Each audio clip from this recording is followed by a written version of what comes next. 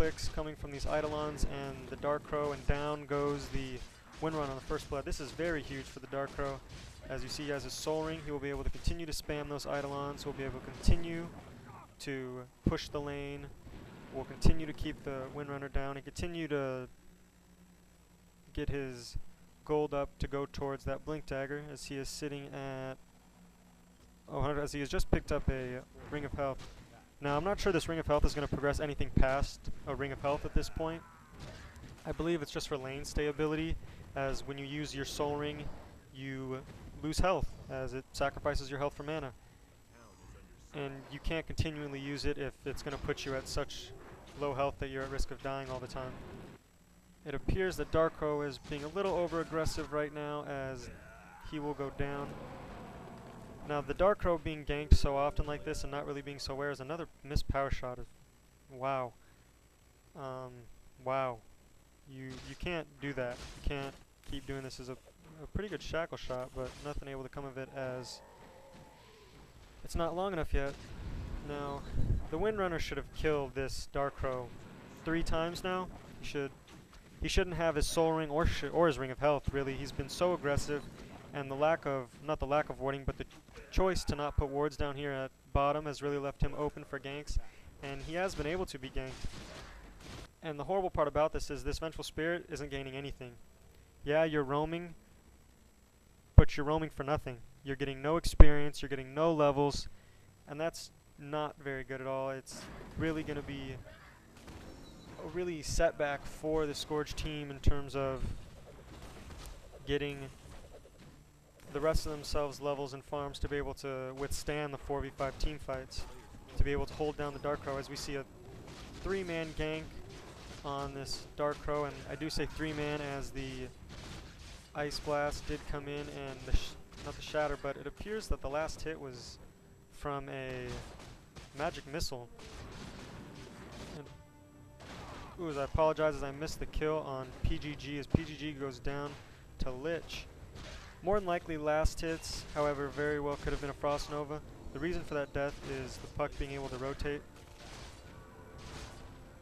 Now, the Scourge had no wards up for that, and that is something you cannot have. Vengeful, you've been roaming, and you need wards. However, that ineffective roaming that I was talking about has left him more underfarmed than a support usually is, and therefore was not able to get wards up to protect this void.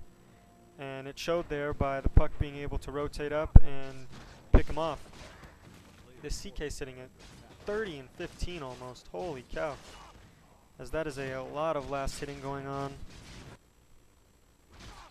Now this Witch Doctor is moving. I'm not sure what he's doing. You're not going to accomplish anything here, buddy, as he needs to either get back and or rotate to help out other people.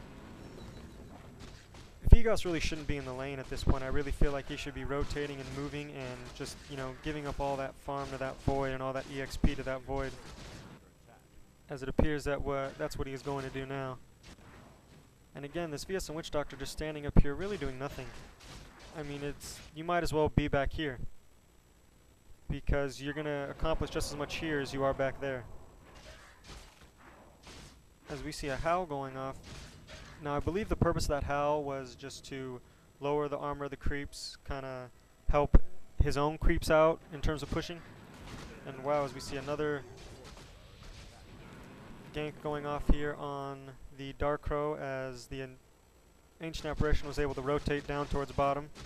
And again, the lack of wards here at bottom is really, really hurting the Dark Crow. He has been brought down a few times now. It's really going to slow down his progression in terms of his Blink Dagger. And he should even have less than that, to be honest with you, because,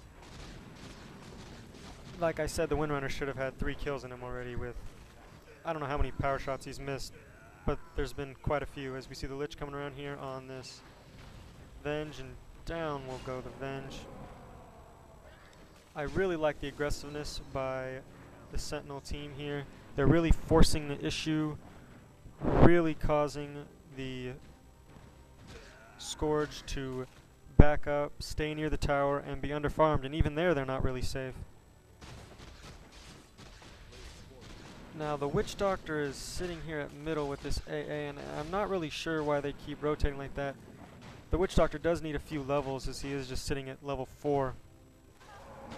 And we see there was a chrono off that with a ultimate, which eventually took down the Windrunner, and ooh, 11 health left as the Dark Terror is very, very close to dying, but does not, as the Scourge bring down the Chaos Knight, which is a good pickoff. They continue to move on this Lich. We see the Frost going off in a stun as the Lich appears he's gonna survive, and no, but a Cold Feet goes off. What a short cooldown. The short cooldown on the Cold Feet really proven to be useful, as down goes the Lich as he overextended himself. Now that was a very good exchange for the Scourge team, as Dark Terror was able to be around to kill and then not die.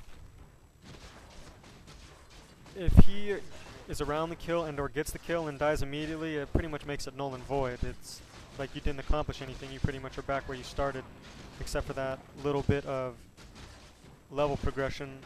However, that's not large enough to, you know, really make mention of it being worth it. Let's see where these wards will go for the Sentinel, as very good timing from the Sentinel picking up those wards. As you can see, the wards are already almost out, and keeping wards up 24/7 is something that some supports have a hard time struggling with. As you can see, the supports for the Scourge they are extremely underfarmed. They actually don't even have enough gold to do this, and it's because of the ineffective roam and the top lane, which has been shut down just horribly. We have an Invisible Ancient Apparition will find a Dark Crow. A missed Ice Blast, however, I don't believe it'll matter, as he hit a power shot. Holy shit. Who would have thought? I didn't even know he could land power shots, but apparently it is possible.